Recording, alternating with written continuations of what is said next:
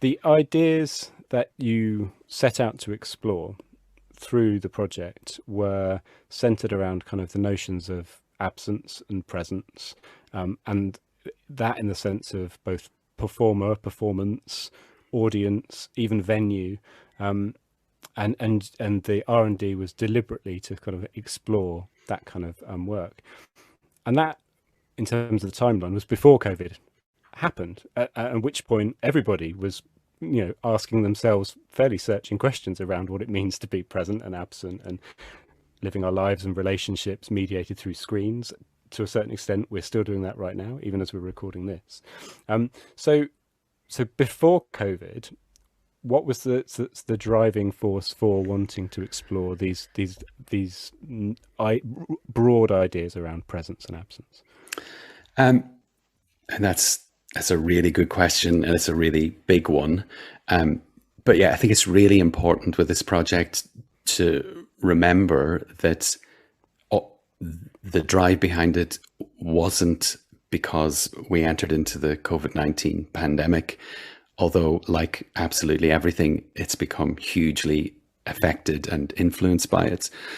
But I think what we were interested in was, trying to really understand fully what it means when you remove the central person that things are built around.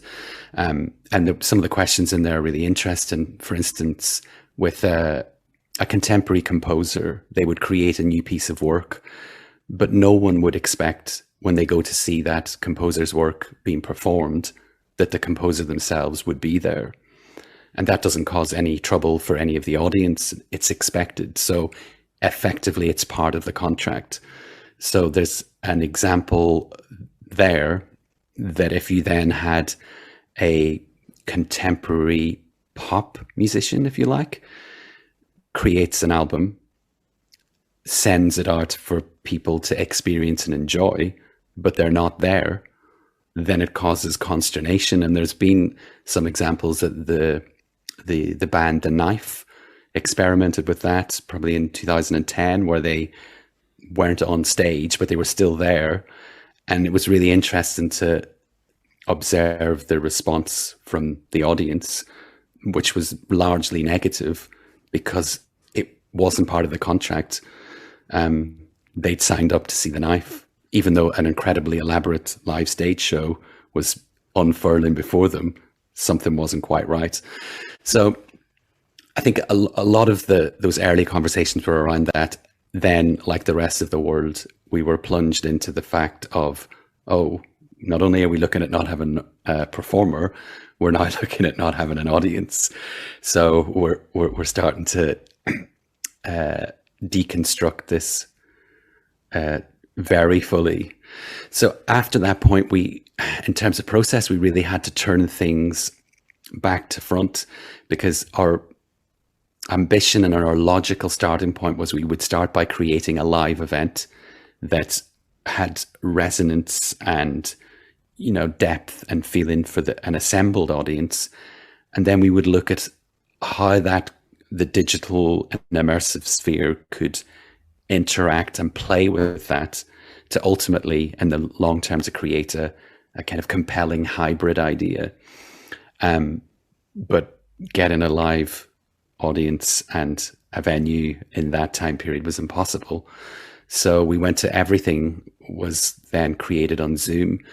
And we eventually settled on actually everything that we've been doing was on Zoom. And a lot of the ideas we were trying out were on Zoom. And suddenly it felt like Zoom is actually our venue. This is where we're rehearsing. This is where this idea is playing out. That's brilliant.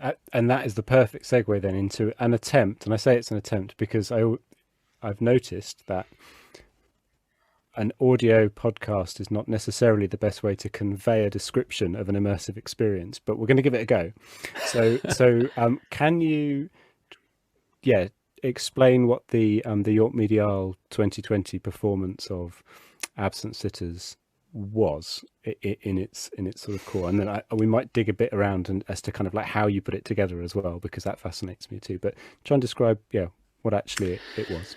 Yeah, I mean, it's difficult because it very much was about experience in a moment, and I think to rewind and maybe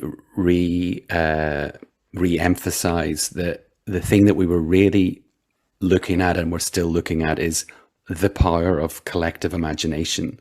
What role does that play when you are experiencing something? And I think our hunch between all of us is that it's actually huge. It's what all of those unwritten signals and rules and things that you just take for granted, all of them, when you build them up, put something in your mind that you share with other people. And through that, you actually create an enormous amount of the energy that creates the live experience. So obviously that's unbelievably difficult on a flat online platform like Zoom.